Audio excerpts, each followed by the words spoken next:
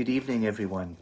I'm going to read one of the Psalms of Ascent, which would be recited and sung and used by pilgrims as they went up to Jerusalem, to the temple, to worship God. Psalm 123. I lift up my eyes to you who sit enthroned in heaven. As the eyes of slaves look to the hand of their master, as the eyes of a female slave look to the hand of her mistress, so our eyes look to the Lord our God, till he shows us mercy. Have mercy on us, Lord. Have mercy on us, for we have endured no end of contempt. We have endured no end of ridicule from the arrogant, of contempt from the proud. Someone once said that the Psalms not only speak to us, but speak for us. And this Psalm of Ascent is definitely one that Nehemiah may well have recited as he went to Jerusalem, like pilgrims before him and after him. It's interesting as you consider his story and experience that he too looked to the Lord of heaven. Remember how Nehemiah wept and prayed when he heard about the exiles going back from Babylon to Jerusalem, a city that was broken, and to the temple which had been destroyed in Nehemiah chapter 1. Before he approached King Artaxerxes, we're told that Nehemiah prayed to the God of heaven in Nehemiah 1 verse 4.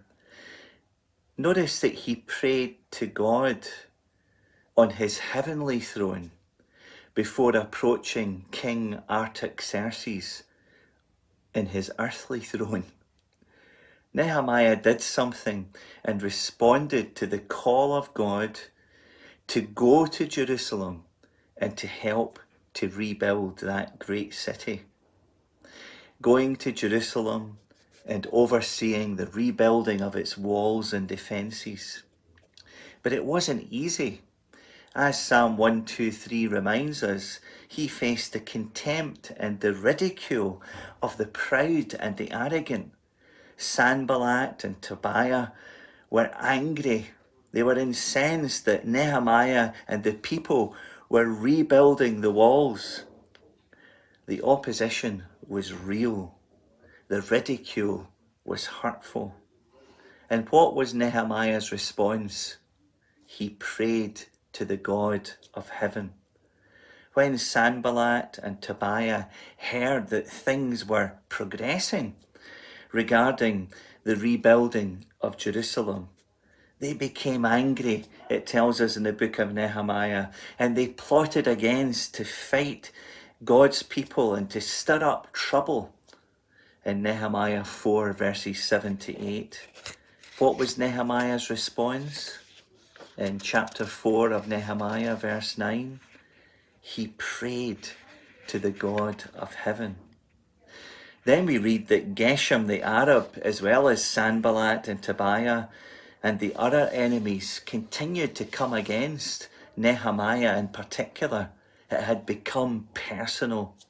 They spread false rumours and lies about the progress of the work that Nehemiah was doing. They schemed together to harm Nehemiah. They sought to distract Nehemiah, to draw him and entice him away from the work he was doing. Nehemiah's enemies conspired against him. His enemies sought to frighten him. He received death threats, we know, and his good name was being slandered. And what was Nehemiah's response? He didn't turn away. He didn't give up. He prayed to the God of heaven, it tells us in Nehemiah 6, verses 8 to 9. So what was the outcome? Well, remarkably, the wall of Jerusalem was completed in 52 days. Utterly remarkable and amazing. So Psalm 123 not only spoke to, but also spoke for Nehemiah as he went to Jerusalem and as he fulfilled the task that God had given him to do. So how does this psalm speak to me and to you, to us today? Well, like Nehemiah, we may be facing contempt, the contempt of the world because we follow Christ. But for most of us, the things that are coming to our minds are the challenges, the difficulties that we feel because of all that's happening in the world.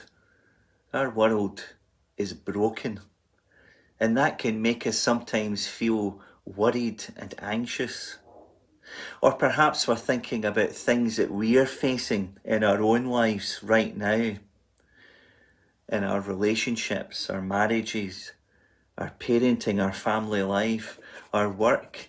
It may be health issues and difficulties that we are experiencing.